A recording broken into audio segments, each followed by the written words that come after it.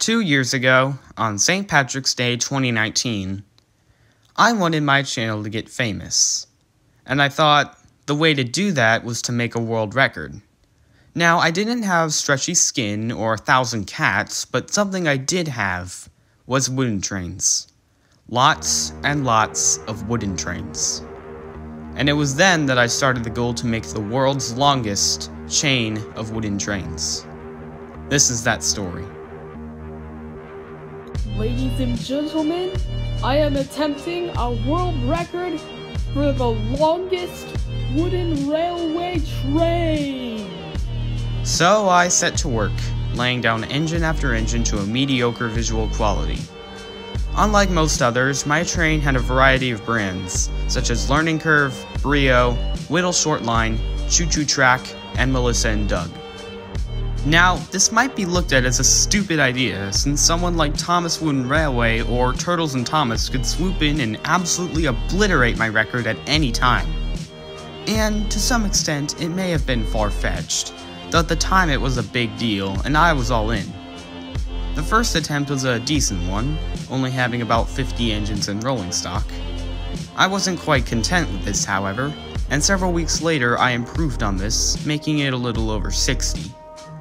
That was a number I was satisfied with, but for a while, as a challenger was approaching. That challenger being the famous Izzy's Toy Time. While they, like most people, don't know that I exist, myself, like most people, know that they exist, and specifically I focused in on several of their videos, which had broken my records before I had even set them. In response, I greatly accepted this obstacle for the record and climbed higher, reaching 69 by summer 2019, and after losing and picking back up interest in the record, I got around 80 on New Year's Eve.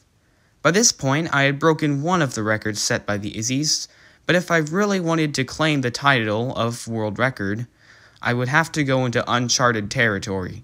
Triple digits.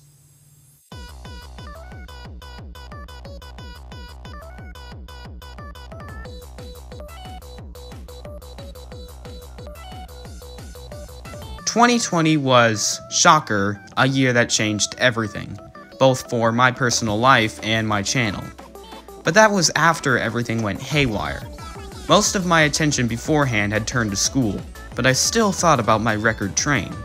And then school was over and spring break rolled around.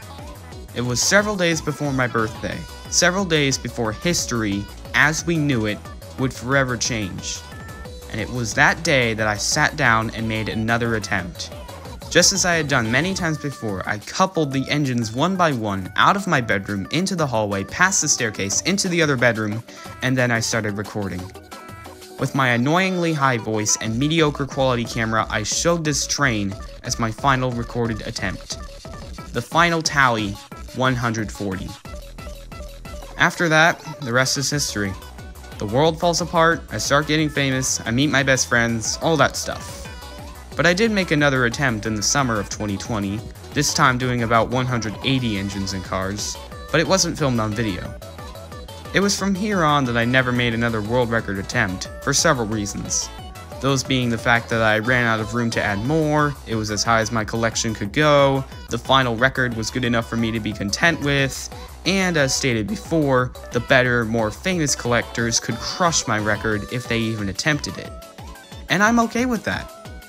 As it's been 2 years since this fad began, I've moved on to other projects that I am equally interested in. Though for a long time, the world's longest wooden train has been a well-known part of my channel, and is one of the few things from my past that I don't cringe horribly at.